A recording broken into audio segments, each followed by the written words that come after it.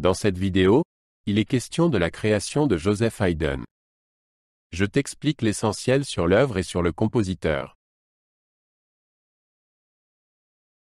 Joseph Haydn a composé l'oratorio « La Création » entre 1796 et 1798. L'idée lui est venue lors de ses voyages à Londres, où il a découvert les oratorios de Handel. Le texte est basé sur le livre de la Genèse et sur « Paradise Lost » de John Milton. Le baron Gottfried van Swieten traduisit et adapta le livret anglais en allemand. Haydn travailla intensivement à la composition et la considérait comme son œuvre la plus importante. Il investit beaucoup de temps et d'énergie dans l'élaboration des détails musicaux.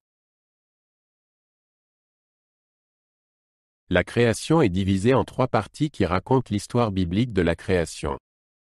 La première partie décrit la création de la lumière, du ciel, de l'eau, de la terre et des plantes. La deuxième partie traite de la création du soleil, de la lune, des étoiles, des oiseaux et des animaux marins. La troisième partie raconte la création des animaux terrestres et de l'homme. L'œuvre se termine par un chœur jubilatoire dans le jardin d'Éden. Chaque partie est composée de récitatifs, d'arias et de chœurs. Dans « La création », Haydn utilise une multitude de moyens musicaux pour représenter la naissance du monde. Il utilise la peinture sonore pour illustrer des phénomènes naturels tels que le chaos, la lumière, la tempête et différents animaux.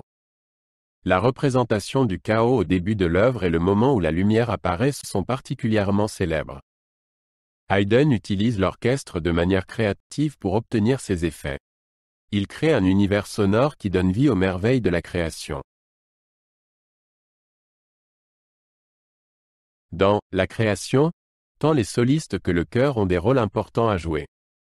Les 3 solistes, soprano, ténor et basse, représentent les archanges Gabriel, Uriel et Raphaël. Ils racontent l'histoire de la création dans des récitatifs et chantent les merveilles de la création dans des arias. Dans la troisième partie, 2 solistes incarnent Adam et Ève. Le chœur a un rôle central et commente les événements. Ils chantent de puissants chants de louange et représentent la voix du peuple.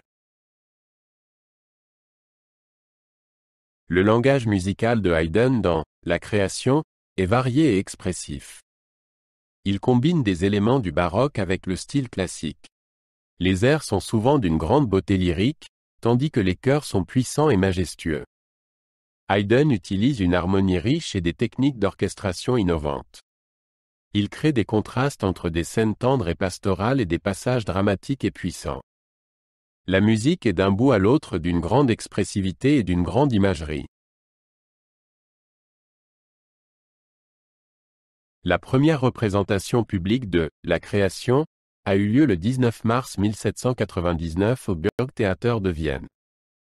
L'œuvre fut accueillie avec un grand enthousiasme. D'autres représentations suivirent rapidement dans toute l'Europe. Les critiques et le public furent impressionnés par la beauté et la force d'expression de la musique. La création devint l'un des oratorios les plus populaires de son époque. Elle renforça la réputation de Haydn comme l'un des plus grands compositeurs d'Europe. La création est considérée comme l'une des œuvres majeures de l'œuvre de Haydn. Elle montre sa pleine maîtrise en tant que compositeur à l'apogée de sa carrière. L'œuvre réunit de nombreux éléments de son style, sa capacité à peindre des tons, sa maîtrise des grandes formes musicales et son don pour les mélodies accrocheuses. La création marque le passage du classicisme au début du romantisme et a influencé les générations suivantes de compositeurs. La création ne reflète pas seulement l'histoire biblique, mais aussi les idées du siècle des Lumières. Haydn présente la création comme un processus ordonné et rationnel. Il souligne la beauté et l'harmonie de la nature. L'œuvre transmet une vision optimiste du monde et célèbre les merveilles de la création. En même temps, elle exprime de profonds sentiments religieux. Dans « La création », Haydn associe la science et la foi, la raison et l'émotion. La création est encore souvent jouée aujourd'hui et fait partie du répertoire standard de nombreux chœurs et orchestres. Les interprétations modernes varient en termes de taille de l'effectif et de style d'exécution.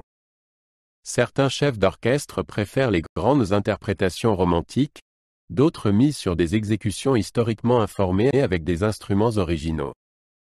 L'œuvre est souvent jouée dans des salles de concert, mais aussi dans des églises. Elle reste une œuvre populaire et impressionnante, qui fascine à la fois le public et les musiciens.